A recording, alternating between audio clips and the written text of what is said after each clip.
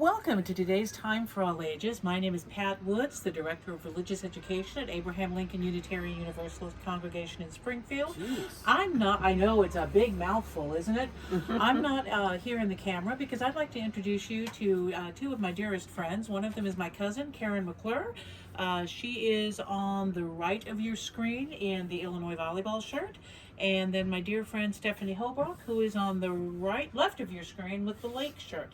Now, the reason we're talking to them today is because it's Women's History Month, and our first principle tells us that we need to make sure that we value the inherent worth and dignity of every person.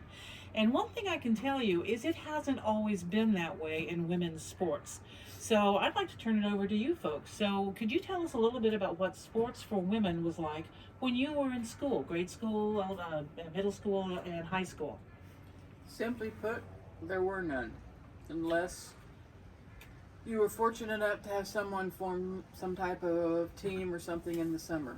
But other than that, there were no organized sports of any kind for women.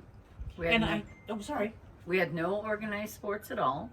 Girls were not allowed in Little League, and we were allowed to watch. Well, I heard something about a thing called GAA. Did either one of you participate in that? Yes, I was in GAA coming through my high school years, and then when I started teaching, I formed GAA. And it went away in the early 70s. And what was that like?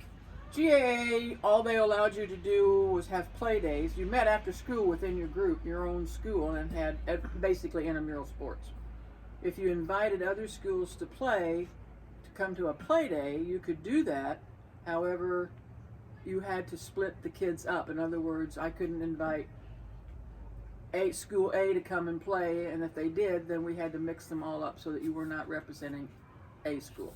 And Stephanie, how was that for you? Did We you didn't even have it. Not at all. Well, now I know both of you, because Karen, you've spent 30 plus years coaching all kinds of stuff, and Stephanie, I know you've spent a lot of time coaching as well. How did you get girls' sports started at your schools?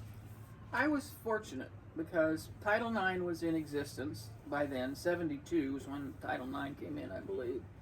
And from 72 to 76, they finally allowed team sports for girls. Prior to that, girls could play in individual sports if you like golf, tennis, badminton, or archery. And that's it. No state tournaments were allowed of any sort. From 72 to 76, the IESA finally allowed competition, but we only allowed 2 dates a year the first year and 4 dates the next year. And then finally we got a full schedule.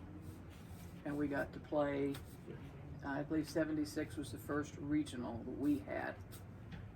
And Stephanie, what do you remember? I got into the whole coaching thing because I was browbeat into it.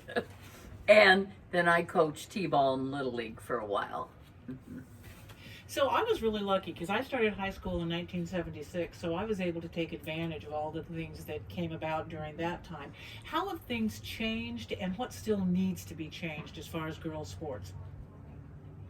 Well, I think there's a lot of things. It depends on which level of sport you're talking about. If you're talking a professional level, they'll tell you the biggest issue there is money still. Men are paid way more to play their sport than women are. If you're talking at the high school and college level, I'm not so sure about college, but the high school level, I think they're pretty good right now. I mean, they've got class systems for all the sports. All the girls have all the sports available to them, including football, if you want to play football. And I think most of the discrepancies you run into now would probably be within individual school districts. That, and I don't know that there are full ride scholarships available for girls as much as there still are for the males. Yeah. Well, of course, they're limited at the college level by their division. Yeah. So Division I can give scholarship, but again,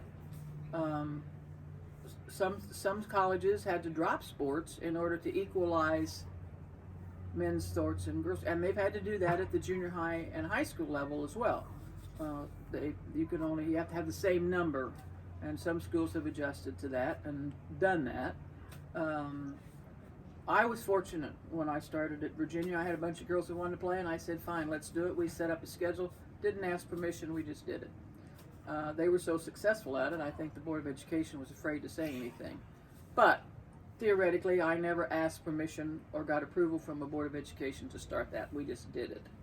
I think the biggest issues I had at that time were and I still have them today, the men think they should have first shot at the facilities, the better facilities, and you're always relegated to the poorer side of town. But I think basically now most schools are pretty level, but you'd have to check the individual school districts to see. Men don't say too much to me anymore because I just tell them there's another gym over there. I'm taking this one. So. Well, thank you so much for spending part of this Sunday with us. We appreciate the history about girls' sports. And for those of you out there who are involved in sports, especially if you're a girl, these are the kinds of faces that you need to look to and say thank you to, because these are the folks who really pioneered some of the openings that we have today that, quite frankly, we take for granted.